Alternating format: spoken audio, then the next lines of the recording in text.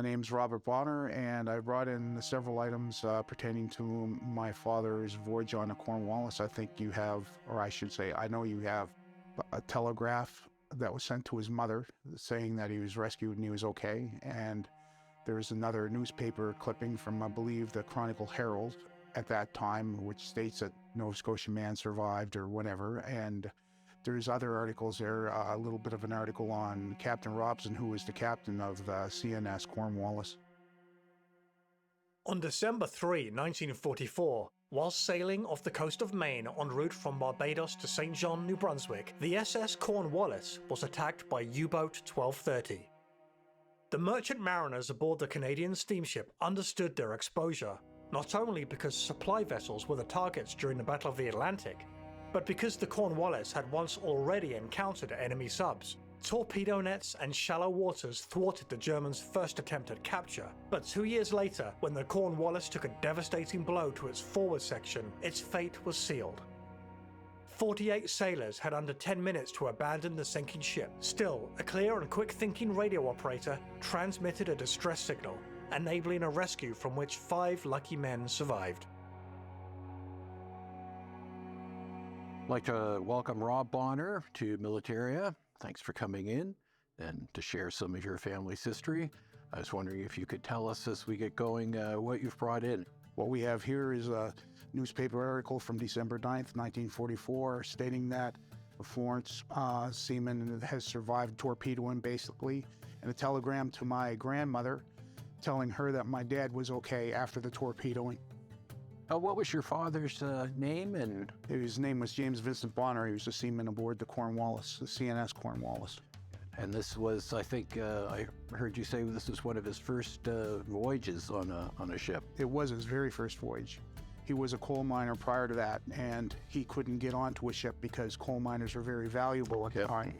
So he went and he found a company that would take him on Canadian national steamships. Yep. And this was his very first voyage. Your dad's vessel was the Cornwallis, had been torpedoed once before in 1942. That's correct. I was wondering now, can you shed any more light on your father's experience after the torpedo and things that followed, abandoning ship and whatnot? He had said that when the ship heeled over to one side, they were on deck. He heard the captain say to him, he was in his bunk, and the captain said, "Jim, get to the deck." He said, "We think the ship hit something." So he went up, and by the time he got up there, he only had his dungarees on and couldn't get the lifeboat off because it went over and the davits went right down inside the life jet, so they had to let go of the painter. And he had to hit the lead on the painter, and the painter went in the water. So somebody said, you gotta swim. So he jumped in, and he was in the water. He didn't realize how long he was in the water. And he could hear one of the other crewmen saying, "Over here, Jim, over here." So he pulled him out, and he pulled out 4 other guys. It takes an extraordinary amount of courage to go to sea at any time. Being out on the North Atlantic or on the Pacific, it's a dangerous thing. The waters between here and Newfoundland to England, they would have felt fairly safe because they're heading to St. John, and they'd only likely be like a day and a half's travel from where they were eventually torpedoed, right? And like he said, his father said they did feel a bit better because they were only 10 miles off the coast of Maine. You could probably see the coast of Maine if you had a set of glasses if you were on deck that day. Now, when you were saying when the ship was torpedoed, it went down so quickly, and she kind of went over on her side. She heeled, yeah. Yeah, and then she kind of slid under, so they watched her go under. Oh, yeah. Where they were, yeah. And were they ever able to recover any of the other fellas off the ship? When they picked Dad up, I thought he said that the Notre Dame had already picked up 9 others. Okay. But everybody else is still on board the Cornwallis under the waters of the Gulf of Maine, yeah. Did your father, did he live to see the recognition that they did receive eventually? He did. He passed away in 2003, but it was quite a fight to get the recognition. It was. Yeah. But the government, they came through in the end, and I figure he got his due. Yeah, they got their time, their recognition they deserved. That's right. Yeah, exactly. The Merchant Navy, again, it would take, decades after the Second World War for them to finally get the recognition that they did deserve. But there are more merchant seamen will lose their lives at sea than there are members of the Royal Canadian Navy.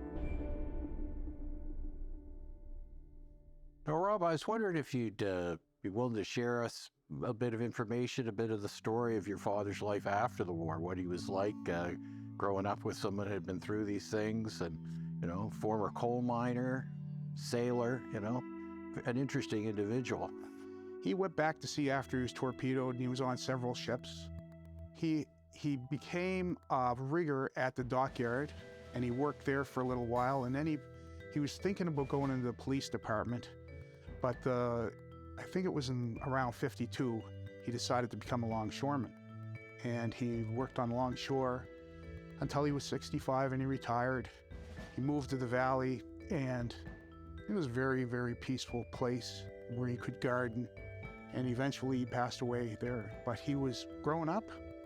He was a big influence on everything myself and my brothers did. Sure. He was good to us. Good stuff. Great. Yeah.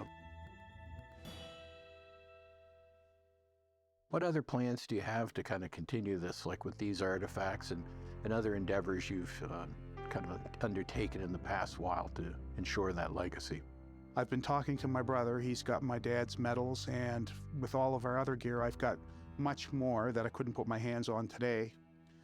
I'd like to present it to the Maritime Museum at the Atlantic. Excellent. Well, I'd like to thank you one last time again for bringing this in, and it's really good of you again. It shows us every man his own historian, every woman as well. Well, thanks again so much for sharing this with us. Well, thank you very much for having me. My father was the kind of man that stood up for what was right.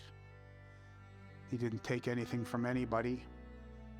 He asked a lot of us, and I never liked disappointing him.